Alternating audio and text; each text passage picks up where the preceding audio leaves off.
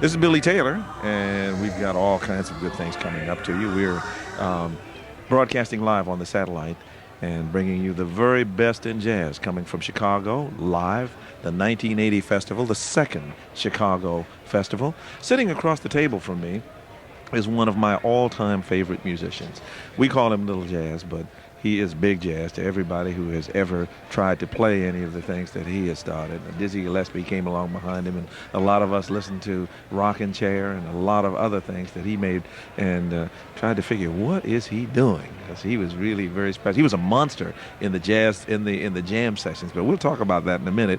Hello, Roy. How are you, Roy Eldridge? Hey, Billy. It's good to see you. It's nice to see you here. I didn't expect to see you here in Chicago. Well, it's good to be here. I remember we were together in Pittsburgh one time when they honored you and sang Happy Birthday. Yeah, right. But this is kind of a second home. You played in Chicago a lot, didn't you? Oh, yeah. I left Fletcher's band. I stayed here at the Three Deuces for like 36, 37, 38, and I was on the air, WBBM. I shouldn't say that, but... That's all right. But 7 nights a week. 7 nights a week. Yeah. Who played with you in those days? Well, let's see. We started off with Zooty Singleton, Cozy Cole's brother on piano, Teddy Cole, you know, Chuck Parham. Who's still around. Yeah. And the cat that just died, it was not Zoot. What did he play? They played alto saxophone. Scoops Carey. Oh, Scoops, yeah. You know, he turned out to be a judge, you know. No, I didn't know that. Yeah, and also Dave Young, which works for the newspaper here in Chicago now. Boy, you sure had a band. And John Collins on guitar. Yes. Oh, sure. Then my brother came in, you know, and we added another piece, and he started writing some music for us, you know. Then finally Zooty left, and Harold West came in. Harold Doc West. Yeah, Harold Doc West, right. It was a real groovy thing, because see, what was nice about that is that during those years, bands that used to travel, they had radios in their buses. Right. Right? So they used to catch us late at night when they get off from their gigs. So that, you know, they dig that. That's marvelous. So, well, you and John Collins go back a long time. You know, a lot of people are not aware of how much guitar that guy plays. Oh, you know what? People talk about me playing body and soul. John Collins heckled me, hounded me, and used to come up to my house every day to make me learn body and soul. I refused to learn to play it. You know?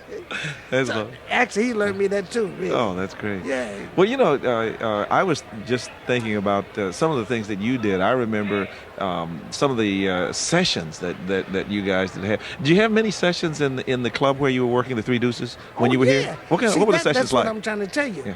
Anytime a band came in town, that's the first place they would head for, you know. And I've had all kind of people come down. You just name them, they've been down there, you know. And, well, Art was working upstairs. Art Tatum, Yeah. Gladys Palmer was also, she used to do a thing downstairs with us, you know, in all those shows scene, you know. And let me see.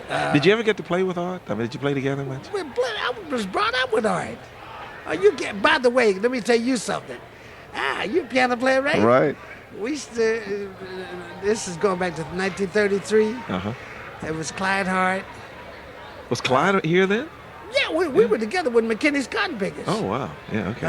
Lanny Scott. Right, he was sure. Working, this is in Cleveland now. Lanny Scott and myself.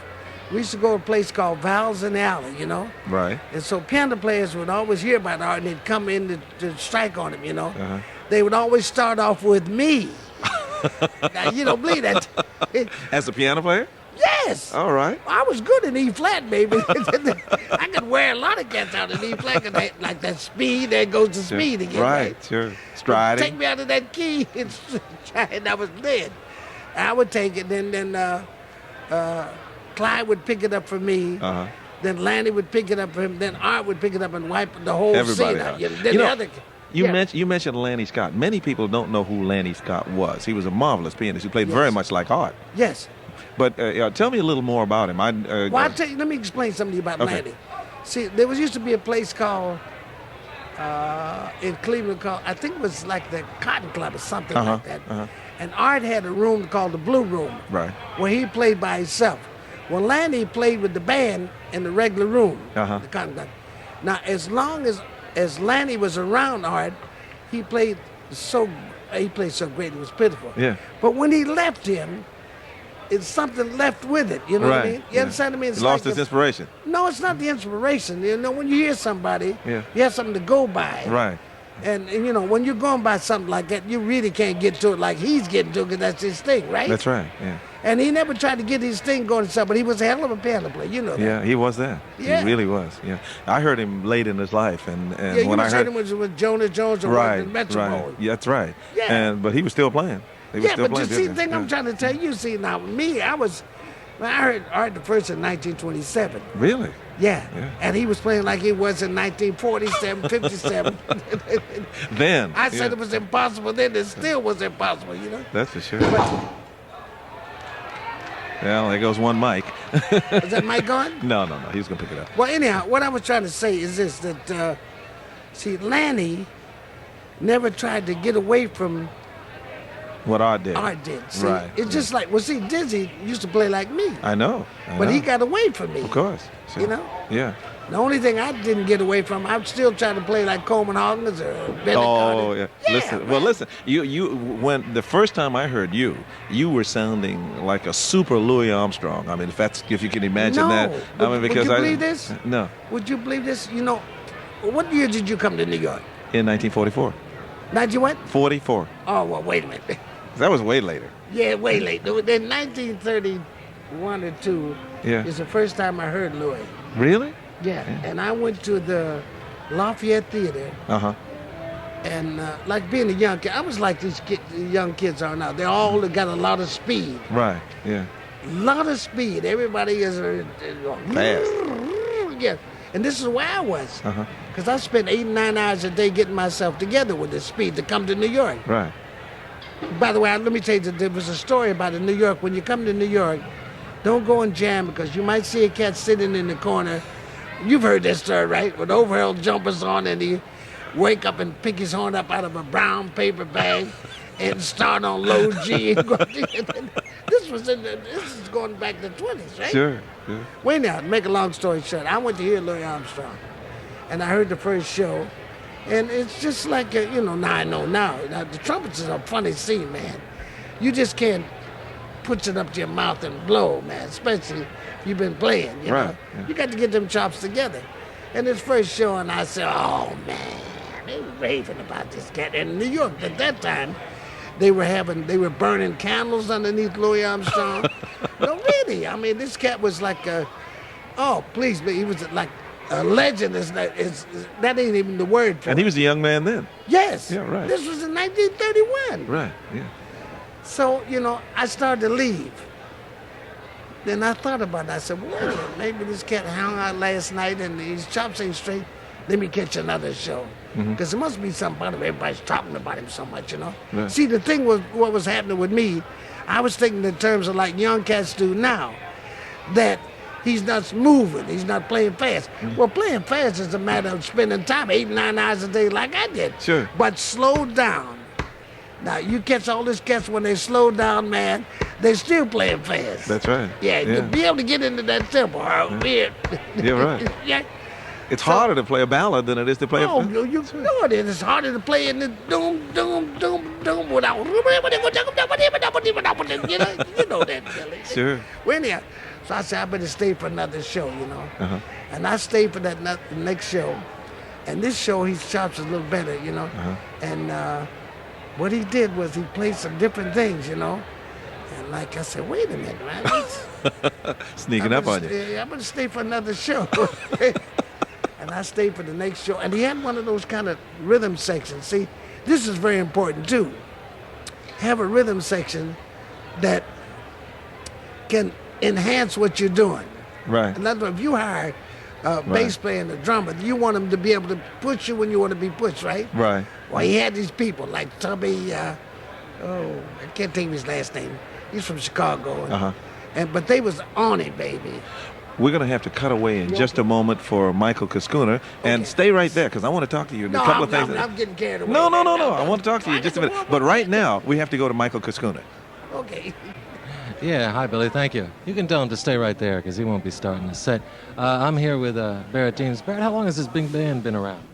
This band? Yeah. Well, we've been doing different gigs, I guess, for a couple of years, off and on.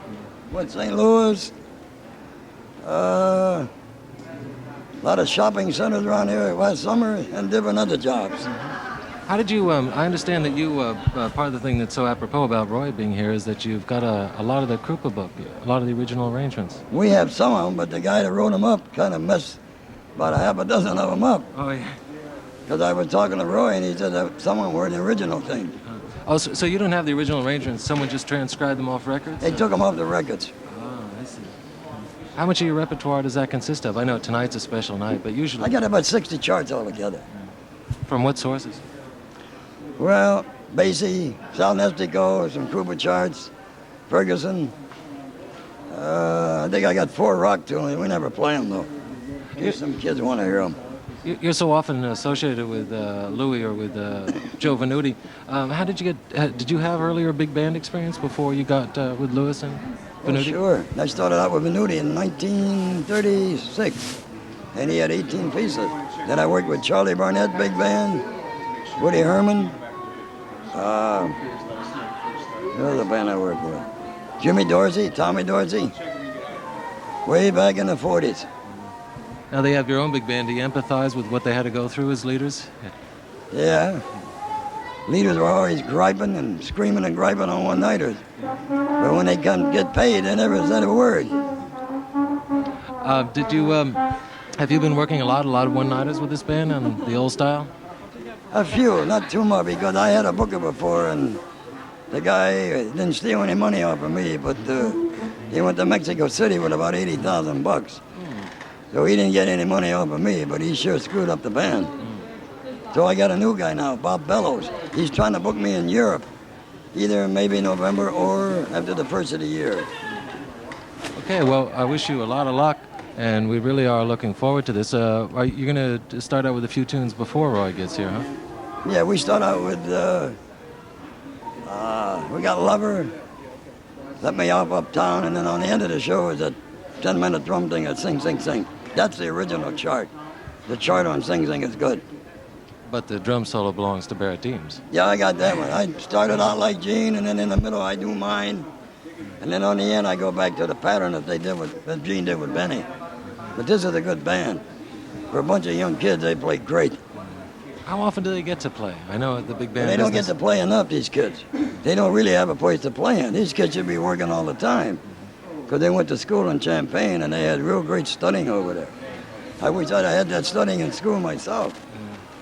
When I went to school, they had one guy taught 20 drummers in a class for a quarter.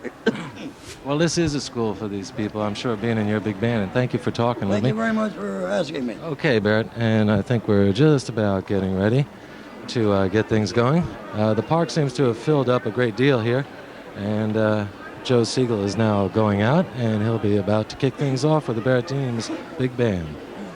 Joe? All right, we are ready to roll again, ladies and gentlemen. To introduce the next great attraction, we'd like to present a gentleman to you who has an awful lot to do with the entire success of these proceedings. You know him as a host of the Swing Shift on WBEZ on Friday night and Saturday. He is also the Director of Entertainment for the Mayor's Office and is the Treasurer of the Jazz Institute. We'd like you to welcome Mr. George Spink. George Spink, ladies and gentlemen.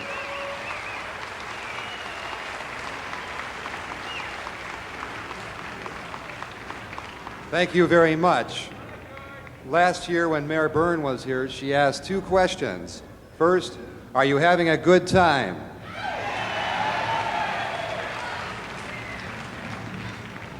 And the second question she asked started the whole tradition of the Chicago Jazz Festival.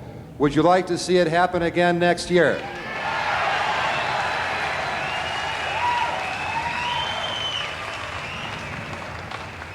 The good news from Europe is that the third annual Chicago Jazz Festival will take place right here next year.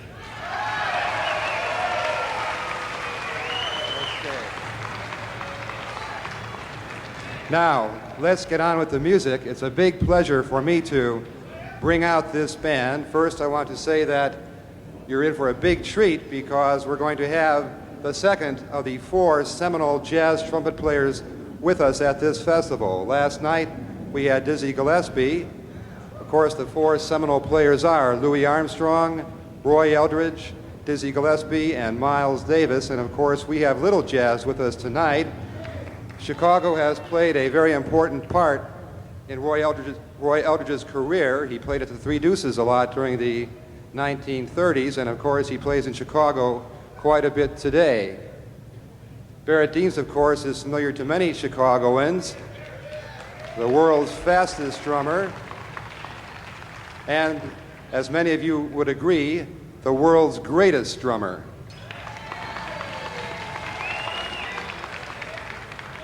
So without further ado, they are going to pay tribute to Gene Krupa, and I'm sure there are many Gene Krupa fans in the audience tonight. Okay, let's bring out the band, beginning with Marlene Rosenberg,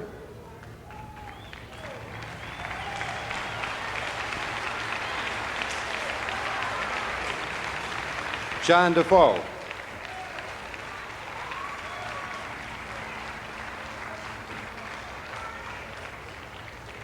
okay, there he is, John Defoe on rhythm guitar,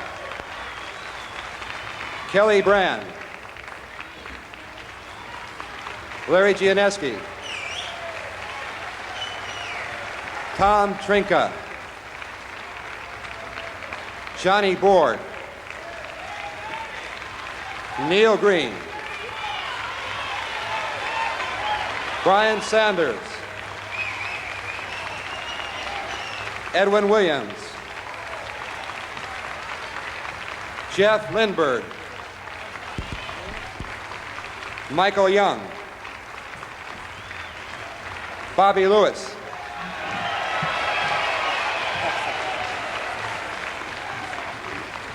Steve Jensen, Dave Urban, Rick Bendel, and the world's greatest drummer, Barrett Deems.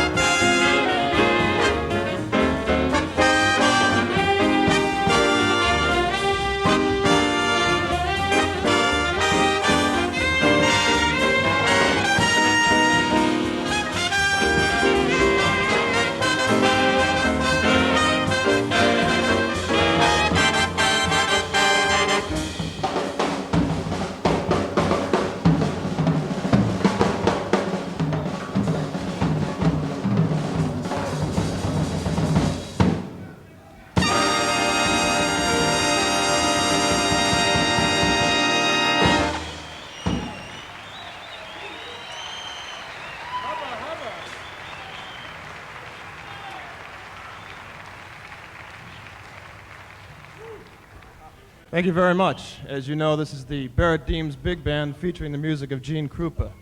We'd like to do a Gene Krupa chart for you called Lover.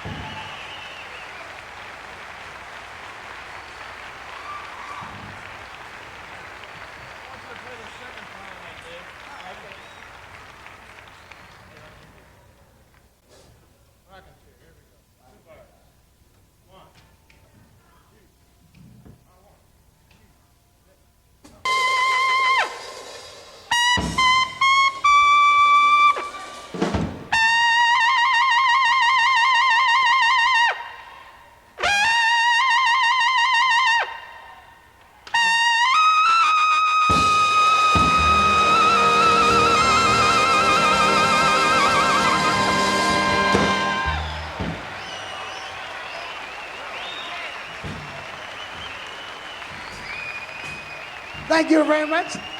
Hey!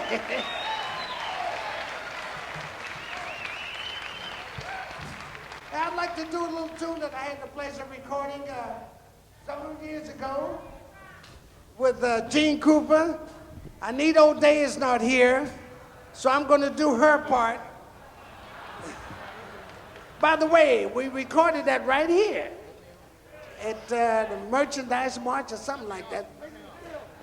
No, yeah, Wrigley's right. The title of the tune is Let Me Off Uptown.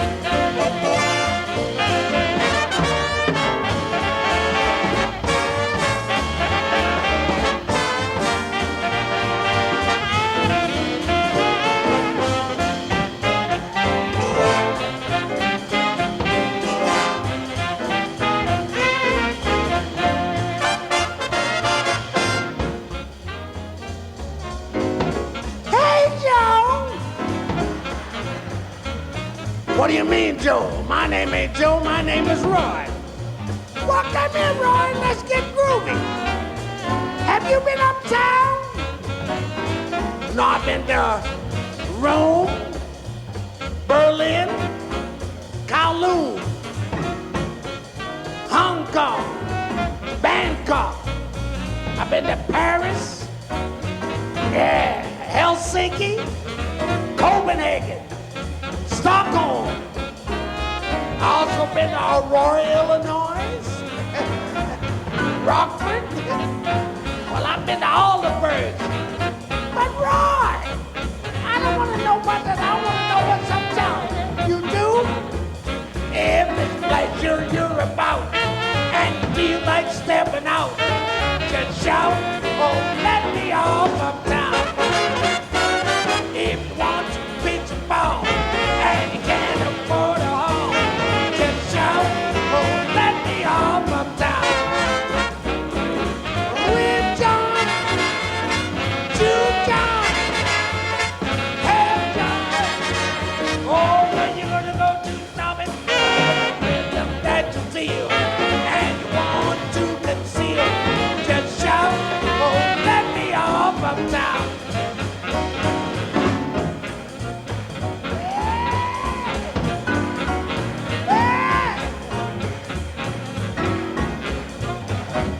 Anita, oh Anita, say I feel something. What do you feel, Roy? The heat? No, it ain't the heat.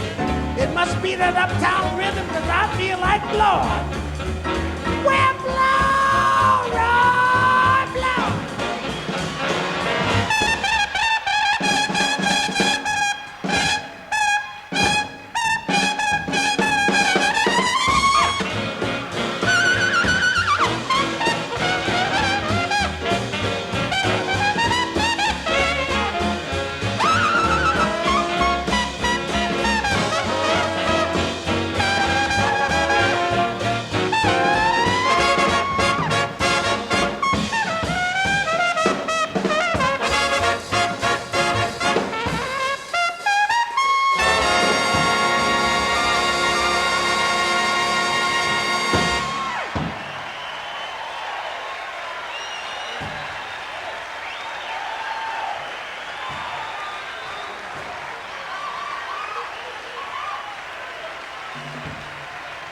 Thank you very much.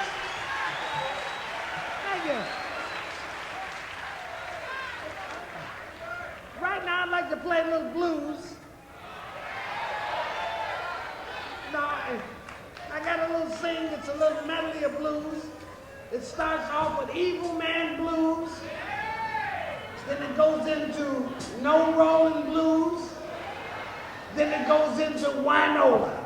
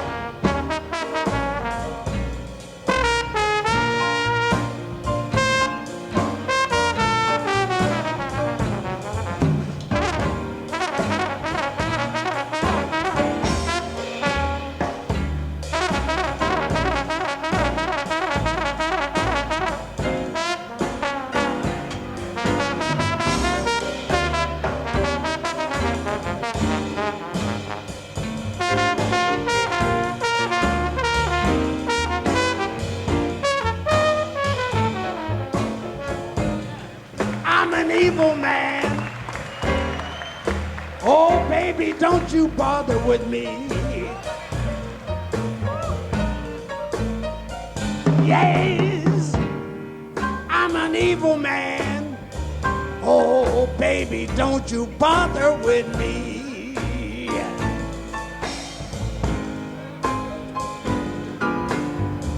I'll empty your pockets and fill you full of misery.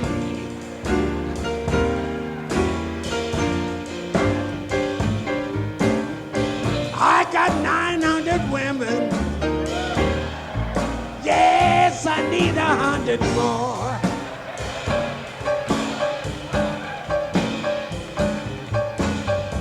I got 900 women. Oh, I need 100 more. I ain't doing nothing but chatting and patting. And then, pretty baby, I'll put a padlock on my front door.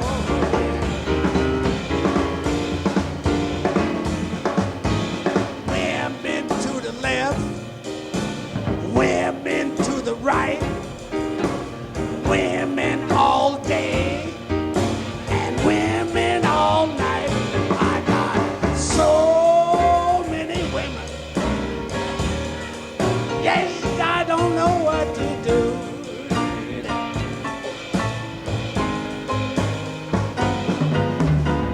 I'm trying to tell you, baby, I ain't no good for you.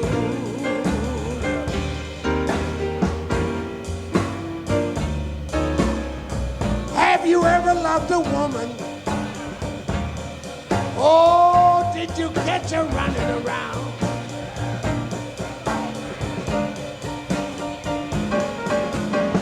Have you ever loved a woman? Oh, did you catch her running around?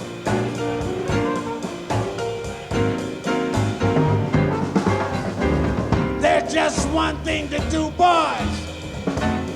Stop and put that woman down.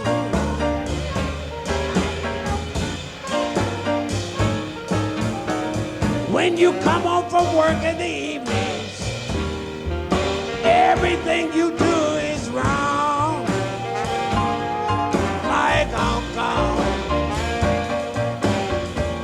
When you come home from work in the evenings, everything you do is wrong.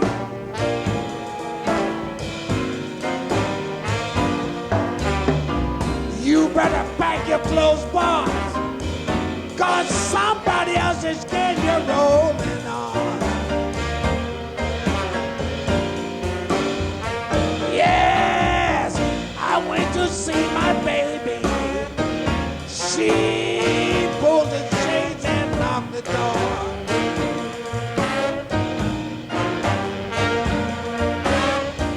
I went to see my baby. Oh, she pulled the shades and locked the door.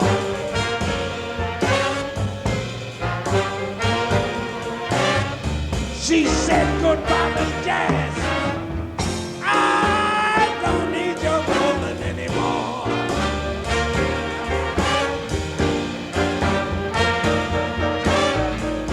Ain't that just like a woman? Oh, they'll leave you feeling awful bad. Yeah, ain't that just like a woman? Yes, they'll leave you feeling awful bad.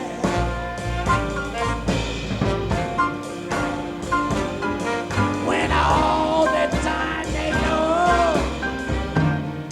you're the best man they ever had.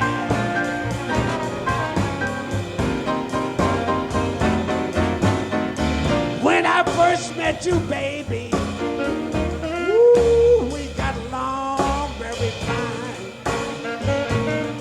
like good old Gallo wine.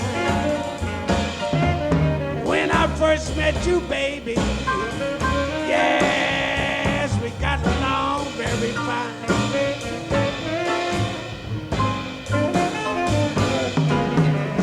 Now all you want to do is fuss and fight and drink that bad muscatel wine.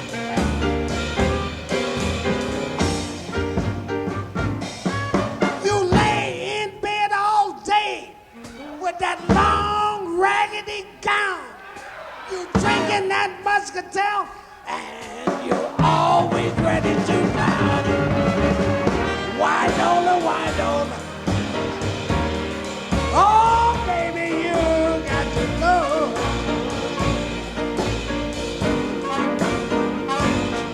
'Cause there's nothing in this world you can do for me anymore.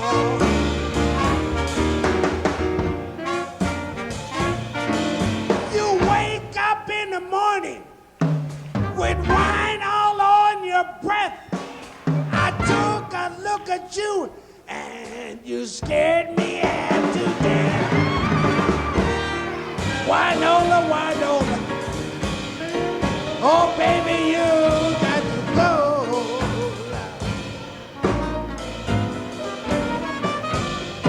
'Cause there's nothing in this world you can do for me anymore. Now, there were two old maids lying in the sand. One said to the other one, damn, I wish you was a man. The other one said to the other one, I ain't no man. But if you'll turn over, I'll do the best I can do.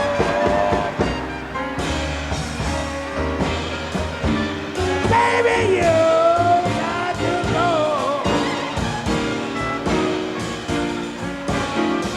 She got a shape like a frog, face like a hog. When she loves me, I holler, ooh, hot dog. Love that woman better than I love myself.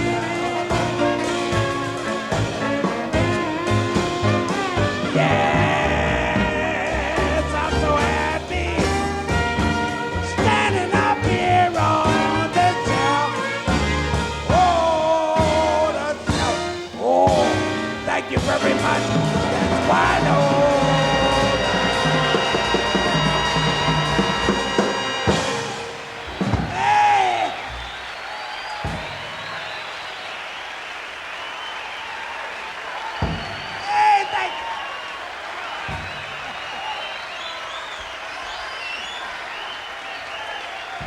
Thank you very much. All righty.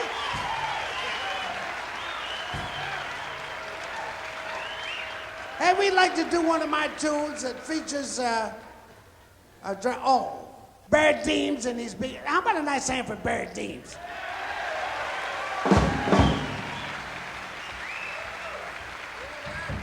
Yeah, he shanghaied me and brought me back here to Chicago.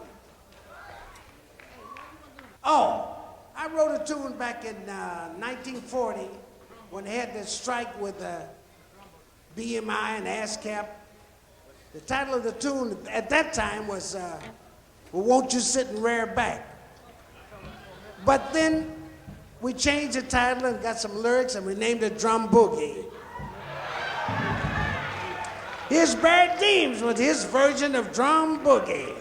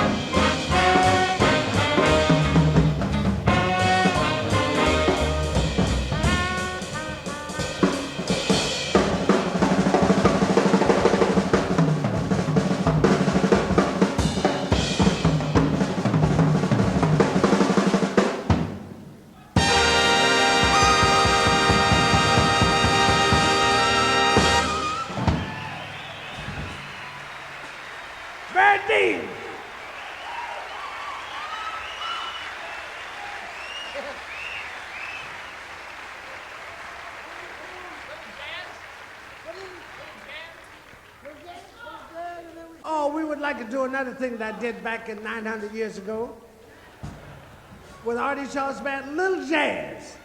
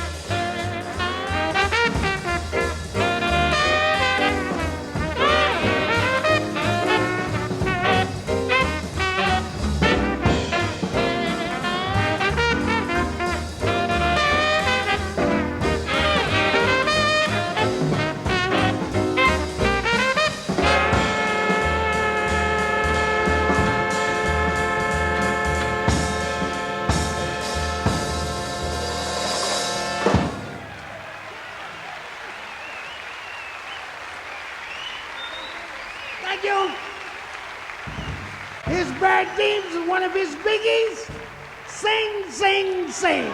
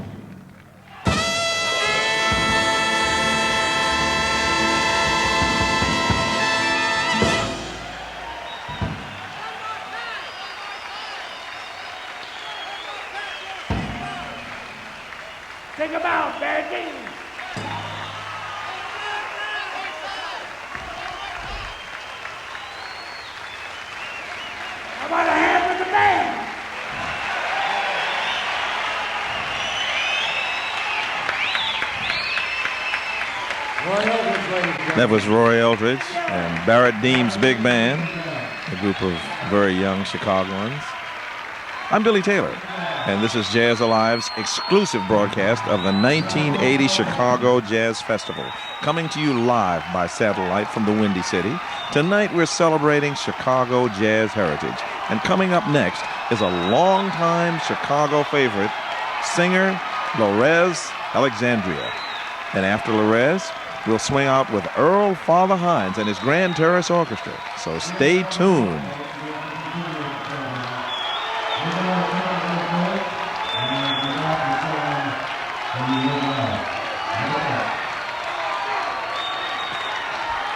Yeah, they've got a lot of good things happening up here on the stage. They're getting ready to strike all of the things. And Roy Eldridge is going to be coming over in just a moment. He's going to say a few words. Right now, we'd like to pause 10 seconds to allow our local stations to identify themselves. From Chicago, this is NPR, National Public Radio.